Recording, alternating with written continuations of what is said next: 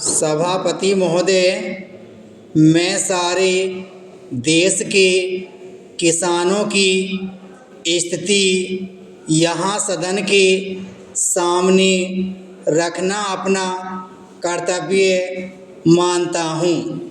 हिमाचल प्रदेश में पिछले वर्ष बाढ़ के कारण इतना नुकसान हुआ कि धान और सेब, जो कि वहाँ की मुख्य पैदावार है, उस क्षेत्र से सेब का आवागमन नहीं हुआ। 10 लाख से लेकर 12 लाख तक सेब की पेटी हर वर्ष वहाँ से निकलती थी, उसका आवागमन नहीं हुआ और वह वहाँ पर पड़ा पड़ा सड़ गया।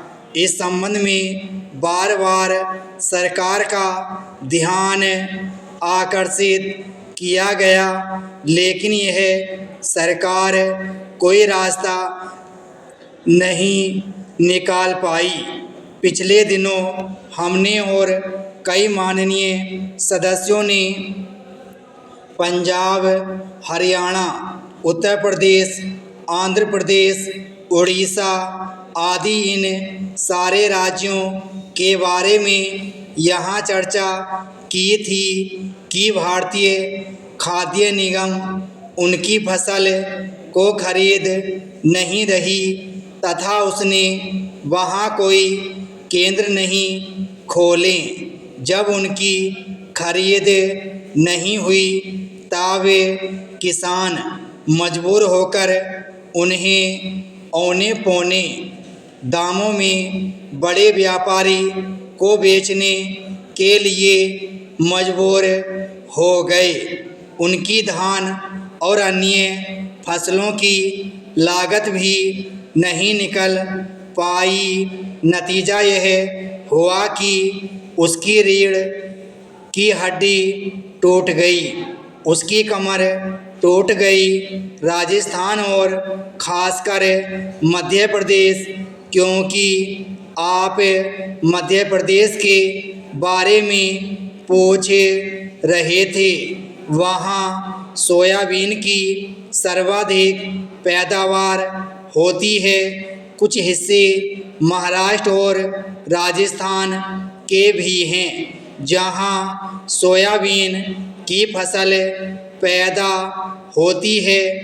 इस सरकार के आने से खाद्य तेलों के आयात के ऊपर 30 से 40% तक आयात शुल्क होता था, लेकिन आज वह घटकर 10% कर दिया गया। हमारे देश का जो तिलहन किसान है वह टूट गया। सोयाबीन, सरसों, तिल, अरंडी और अन्य जितने भी तिलहन के बीज हैं, उन सब का किसान पूरी तरह से निराश होकर बैठा हुआ है। यह स्थिति वहाँ की हुई।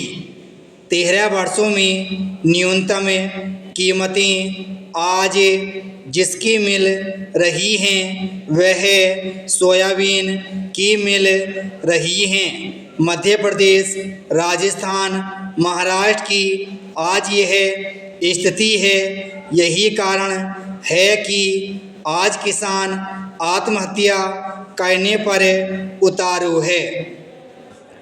केरल, कर्नाटक, तमिलनाडु आदि दक्षिण भारत के राज्यों में नारियल, कॉफ़ी, रबड़, सुपारी और चाय काफ़ी मात्रा में पैदा होती है।